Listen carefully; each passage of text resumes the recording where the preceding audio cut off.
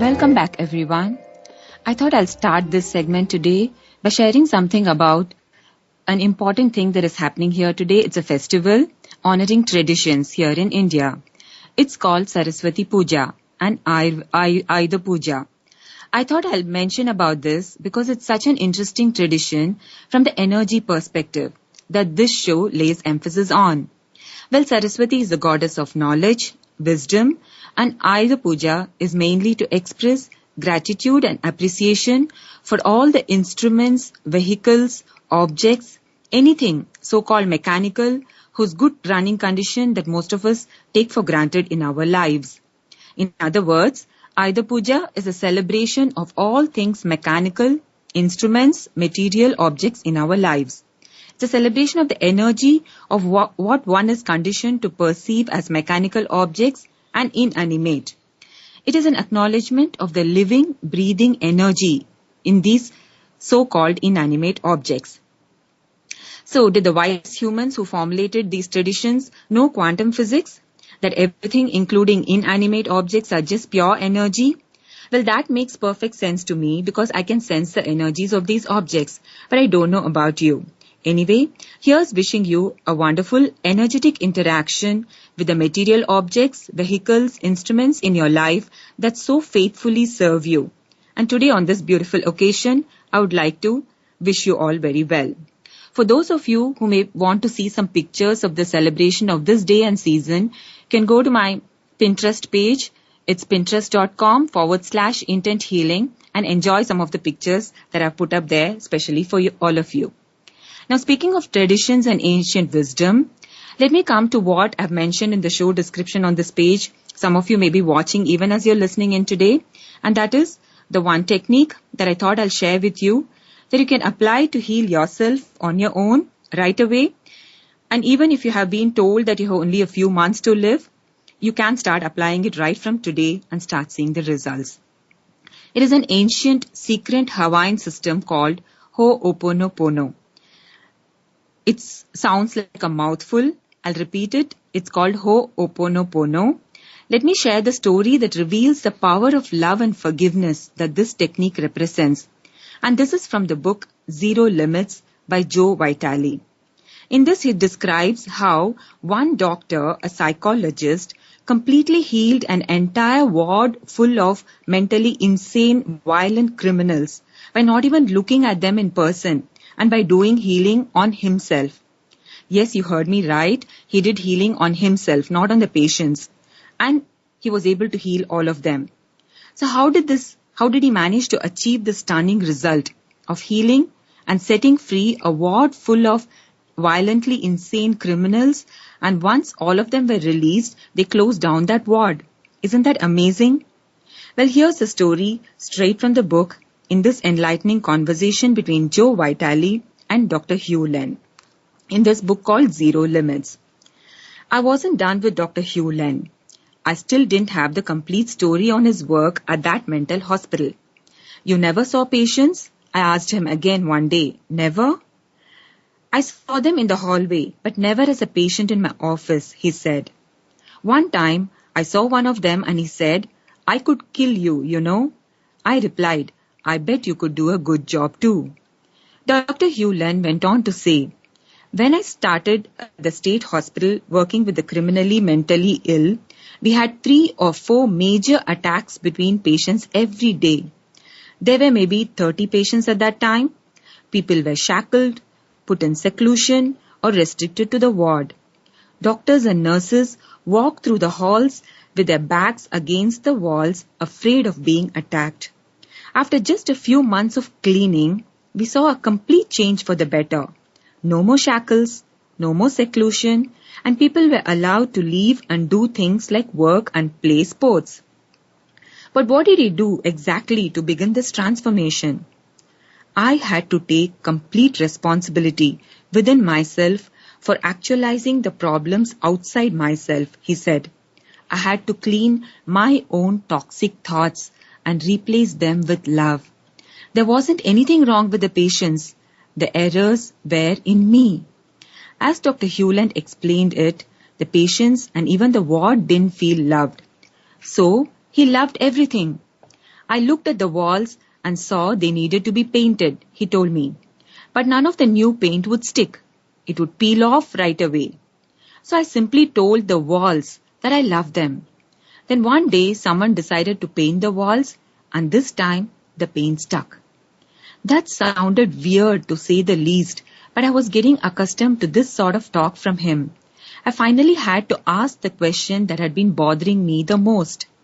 Did all of the patients get released? 2 of them never were, he said.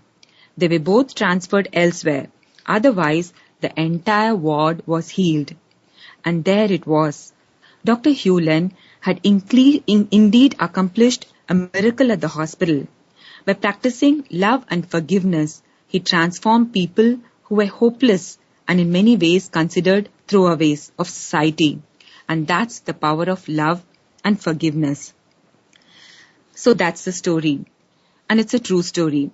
So what does Dr. Hewlin mean by cleaning? Because he mentions that, he said, it's cleaning. I did the cleaning and that's how the healing happened. And he did the cleaning on himself. Well, he uses this method, Ho'oponopono, which is a Hawaiian system, which have these 4 phrases that one can use to clean. And these 4 phrases are, I'm sorry, please forgive me, thank you, and I love you. The 4 phrases are, I'm sorry, please forgive me, thank you, and I love you. And you say this not to the other person or the patient you want to heal. You say this to yourself. Yes, yourself. So that's the power of love, gratitude, and forgiveness for oneself.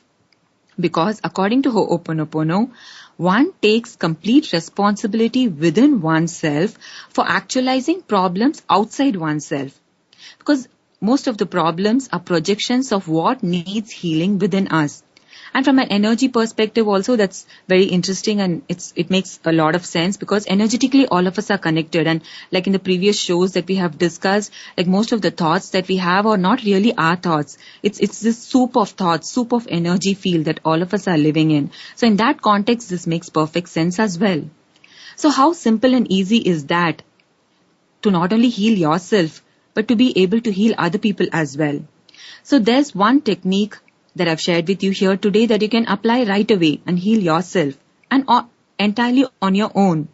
But if you want to know more about this, you can visit my website IntentHealing.com and click on the phrase, click here for 0 limits, and you'll be taken to a page where you can see more details about Dr. Hewlin. Alright, so that was about a very simple, effective, easy healing technique that you can apply right from today. Now I think it's worthwhile to address this question, what is it that prevents people from getting healed completely?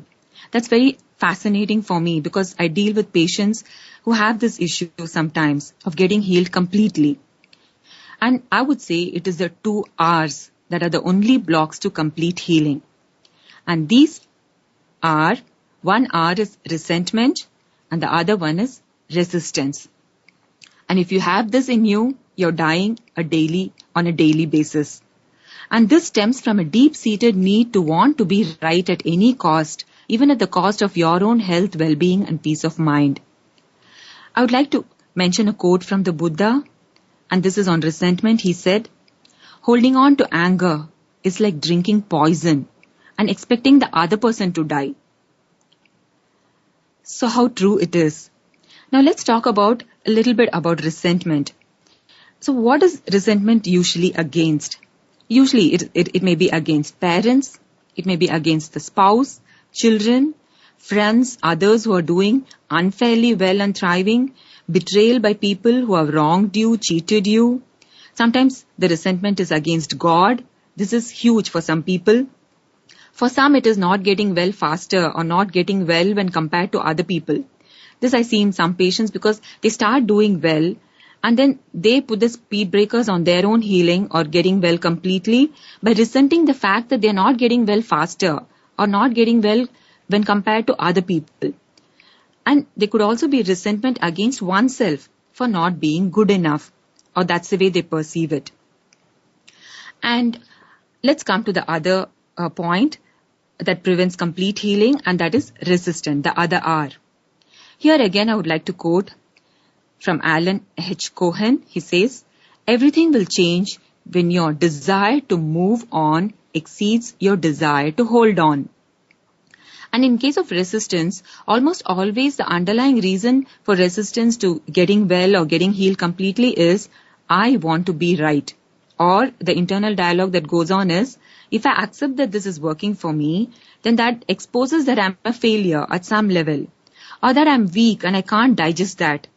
Accepting that this works for me 100% would expose the fact that I was quote unquote wrong all along. Then what about my ego? I want to hold on to at least 10% that I was righteously right about, at least in some things, if not everything.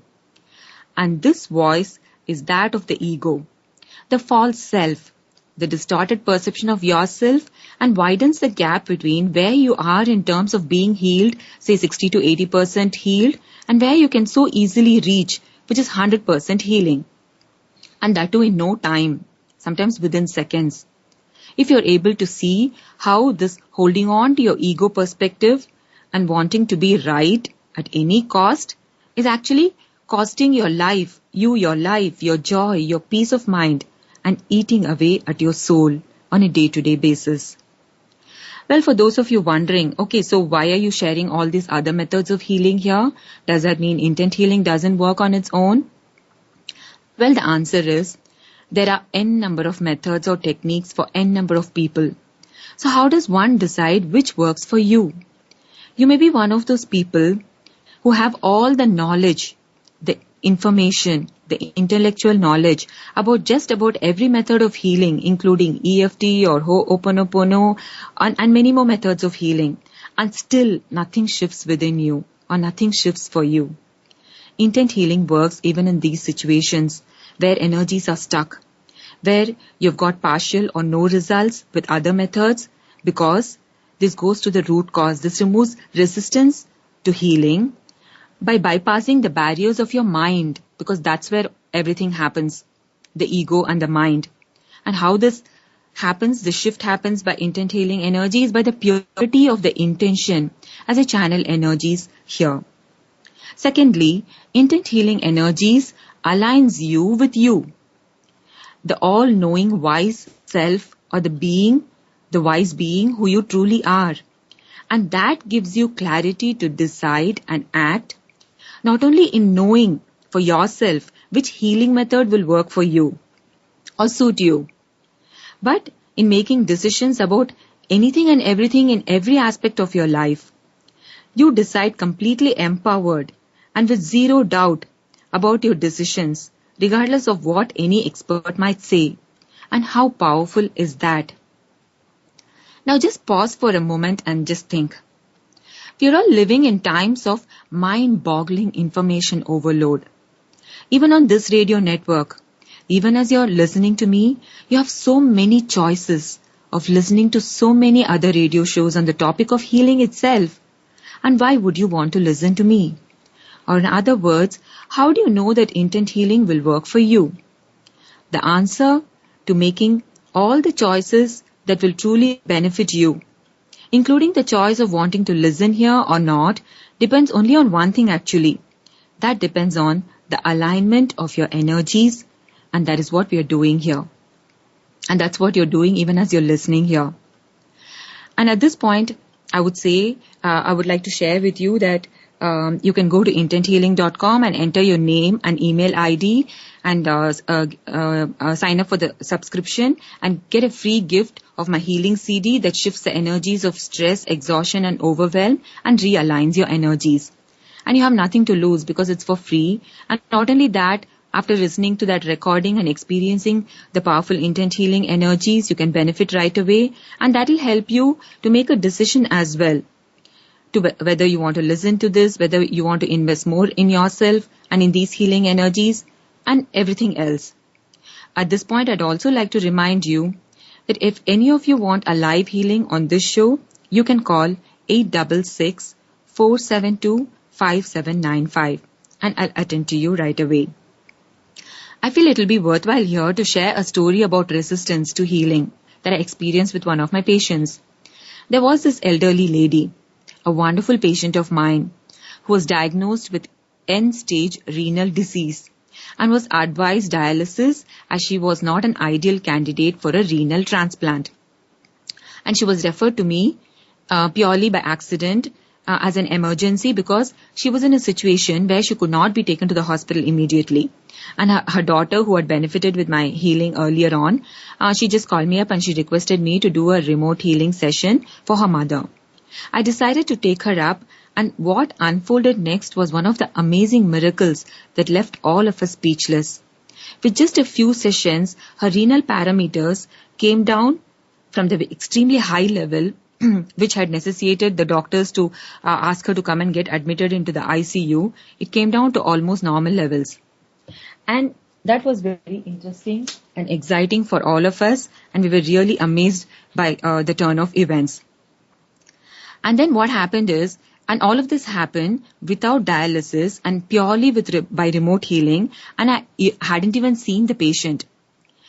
And then after this, she wanted to be seen by the doctor, and they went for a checkup, and the attending doctor completely and conveniently ignored the miracle that was staring in his face, and as expected, instilled fear in her that she must undergo regular dialysis or else she would die.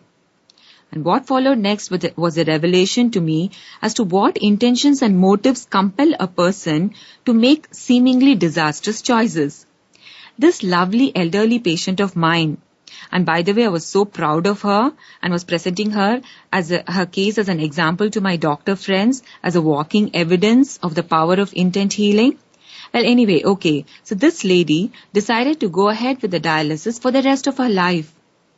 Not just me, the whole family was surprised by the determination with which she made this decision. Although everyone was able to see without any doubt that she was alive purely by the power of healing. And she had come out of the necessity for intensive care unit treatment or admission to actually walking into the outpatient department of the hospital for a checkup. And when I revisited her history to understand what her true intentions and desires were, the following facts emerged. She had been living alone and independently managing quite well till she fell ill and I was asked to attend to her health. And this episode of illness triggered off worry about her future. And she started worrying as to who would take care of her as she was getting older. Then the thought occurred to her that if she became 100% healed, she would again have to go back living her life more or less alone.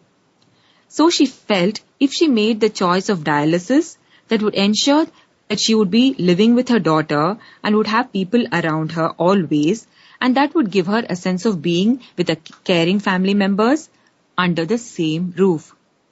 If, as a trade-off, she would have to keep going for dialysis on an OPD basis, as the doctors had recommended, that to her was a very small price to pay rather than feeling lonely, alone and afraid in her old age. So she decided she didn't want 100% healing, although she could very well see that this was working for her and that was such a tantalizing reality right before her eyes.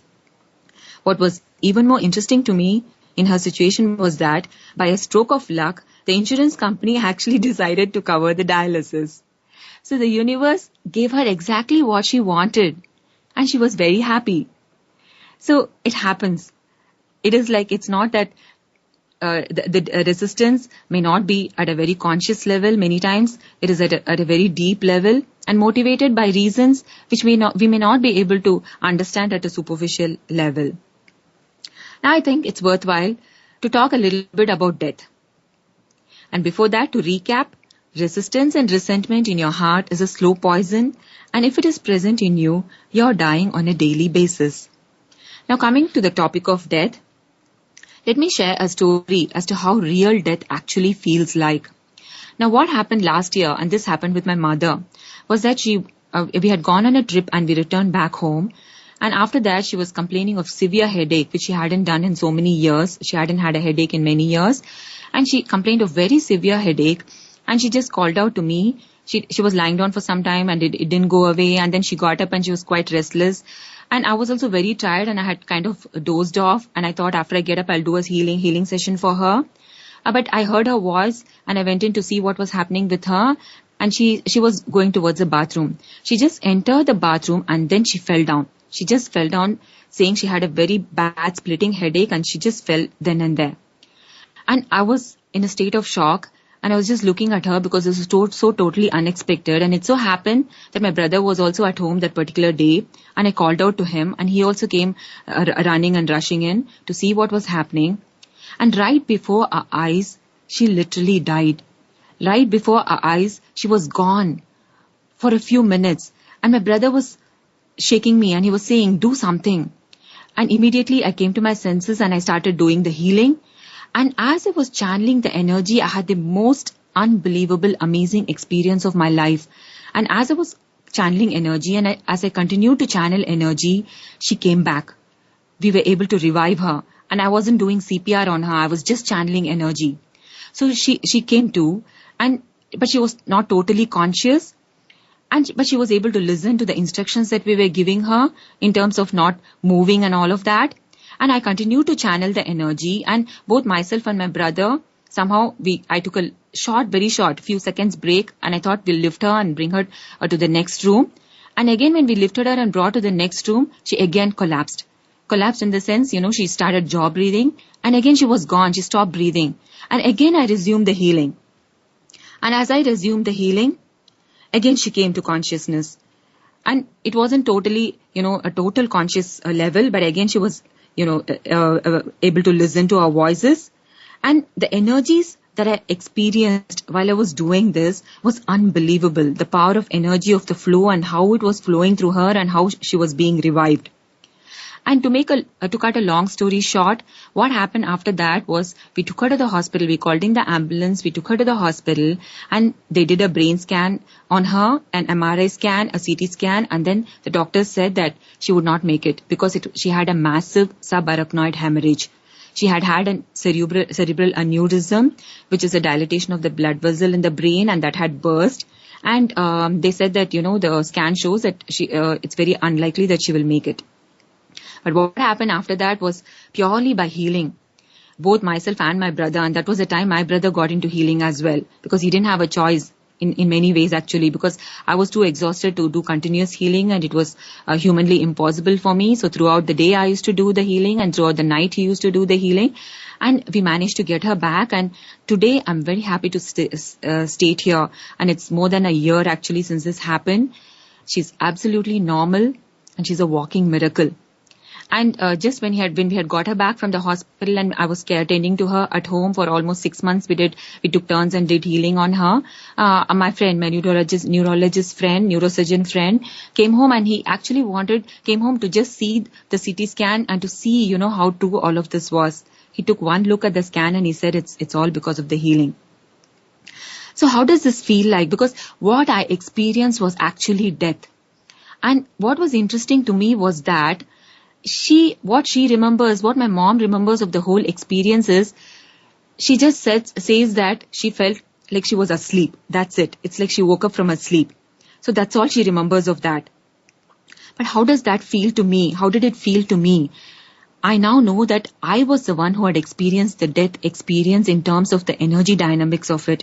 And how it felt like was, there is only one word to describe that. It felt awesome. I know it might seem like a contradictory term to say death and awesome, but that is exactly how I felt. It felt exhilarating, alive, vibrant, and it felt so light, the energies. And it felt so joyous and peaceful, and it felt like pure bliss. So what is the advantage of experiencing this kind of an experience, a state of being of death, before I actually die on this plane of existence? I would say that one major thing that I noticed, and that was reinforced actually, because earlier on also I had a more or less similar experience in my childhood. And what happened was the fear of death completely disappeared. Already I wasn't really very scared of death or anything. In fact, I was, waiting for it or wanting to experience it, because somewhere deep within me, I think maybe that feeling or that intention of mine was what triggered this whole series of events, so that I get to actually experience those energies, because it was so strong in me. And my mother, it's not like she's not afraid of death. She still has her fears. So I feel that it was me who experienced the death experience through her. And it was an amazing experience. So the fear of death was completely gone. And then you would truly begin to start thriving in your life here with joy and energy, feeling truly alive and awake in every precious moment. So that is how I experienced it. But some of you may be saying, but I have a disease and I don't have much time. And I've been told that I'm dying and probably have been given only 3 to 6 months to live. How can I overcome death now? I would like to say, remember that you are an immortal being. And we are accessing energies beyond the limitations of time, space and distance. All that is needed for you to die before you die and actually start living right from today is just your deepest desire, your purest intention to want to do so. That's all that is needed, your purest intention. Anything is possible. I would like to end this segment today with a word about appreciation. Just this one art alone, and by the way, it is an art, to be able to appreciate whatever you already have in your life, wherever you are at this point in your life, I would suggest start right here and now, and start by appreciating this amazing life that we are leading on this marvelous earth, in this time-space reality of ours, and so much of awakening is happening at this point that we are living in on this planet. And what a wonderful opportunity all of us have to connect like this across thousands of kilometers from one end of the planet to the other, communing together on this show. Isn't that marvelous? And it is for me. And feel how good it feels like. And see how any resistance automatically melts away magically. On that note, I would say it's time for me to take your leave. Thank you so much for listening.